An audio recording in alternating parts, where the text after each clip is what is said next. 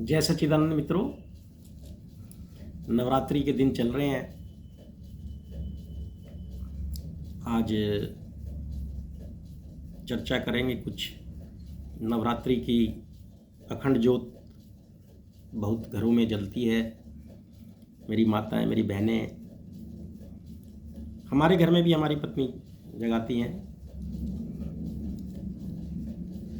तो मेरा ऐसा विचार बना कि इस पे चर्चा करेंगी। ये सूचक किस चीज़ की है? हम कितने भी दिन लगा लें अखंड ज्योति, 9 दिन लगा लेते हैं, तो 9 दिन के बाद उसको विसर्जन करना ही पड़ता है। फिर नवरात्रे आते हैं, फिर लगा लेते हैं। कई लोग सालों की भी लगा के रखते हैं घरों में। कुछ घरों में ऐसा है कि साल 2-2 साल की अखंड ज्योति लगा के रखते हैं। तो इससे हमारे अंदर एक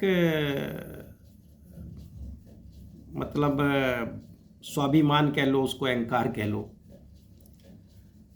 एक ये लगता है कि हमने माता की अखंड ज्योति जगा दी है, जबकि उस अखंड ज्योति का मतलब ये नहीं है। माता को तो हमारी ज्योति की कोई जरूरत है नहीं, वो तो खुद ही सबको प्रकाश देने वाली है। भगवती वो ज्वाला स्वरूप है, खुद ही ज्वाला स्वरूप है। वो खुद ही हमारे को प्रकाशमान रखती है। तो ज्योति की जरूरत है अखंड ज्योति जलने की हमारी। जब हमारी अखंड ज्योति जग जाती है हृदय की, तो हमें हर चीज के चारों तरफ दिखने लग जाता है। नहीं तो क्या होता है कि वो ज्योति हल्की फुल्की कभी जगती है हमारी, फिर अंधकार में, अज्ञानता में हम, जैसे मान लो मेरी बातें आप सुन रहे हो या किसी और की भी सुनी होगी आपने, तो उस समय में आपकी ज्योति थोड़ी जगने लगती है कि भाई कह तो सही रहे हैं, बात में तो दम है। सबको नहीं, कुछ जो समझदार लोग हैं उनको लगता है कि भाई बात में दम है। लेकिन होता क्या है कि फिर वो ज्योति बुझने लगती है।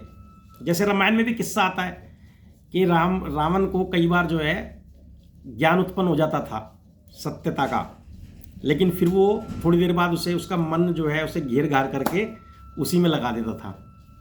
तो ये अखंड ज्योति जब जग जाती है, मेरा कहने का मतलब ये था कि जो हमारा मन विचलित रहता है, छोटे छोटे कामों के लिए हम परेशान रहते हैं, है ना, तो ये सब अज्ञानता है।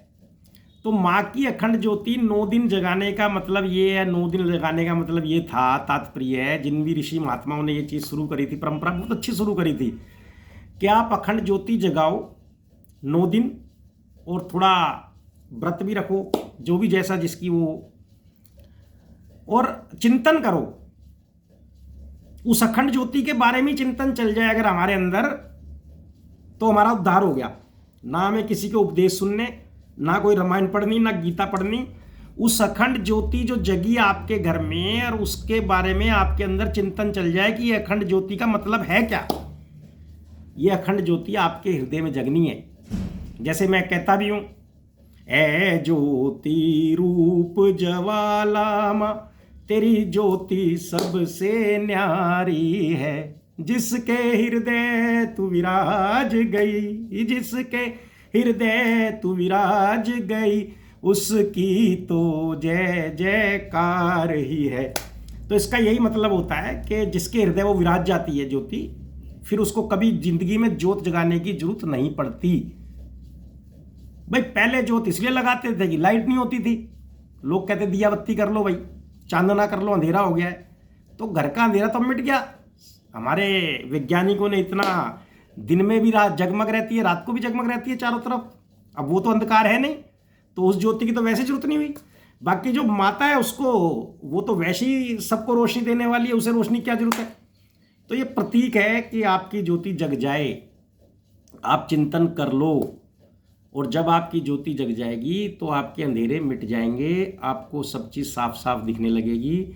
जैसे किसी अंधकार के कमरे में आपको बंद कर दिया जाए, वहाँ बहुत सारा सामान भी रखा है, और अंधेरा कर दिया जाए कमरे में बंद करके, तो आपको क्या है, बाहर निकलना है, दरवाज़ा मतलब कुंडी भी नहीं लगी है, सिर्फ दरवाज़ा ढपा हुआ है, बाहर निकलो।